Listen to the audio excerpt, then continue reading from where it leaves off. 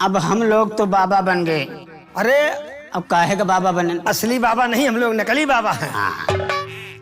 अब काहे का बाबा बनन? काहे बना गया है? तू राणा हम विधवा हन। हट, हार विधवा नहीं है, हैं? हम दोनों रणवा है। मेहरारू मिली नहीं, जब बिया नहीं भा तो मेहरारू नहीं ना। हम लोग भगवान का भजन करेंगे, भगवान से भक्ति करेंगे। अरे हम लोग कन्या का भक्त हैं। बाबा बोलो। चलो यही गांव में टहरा जाए। चलिए। हो सकत कहाँ बोहनी हो जाए, मूर्छे छूट जाए, लेकिन कुछ गाते बजाते भाव भजन करते हुए चलेंगे। अच्छा तब तो जानेंगे सब लोग ये संत हैं। हाँ, आप संत हैं, हम लंठ हैं। हट, चालू हो जाए।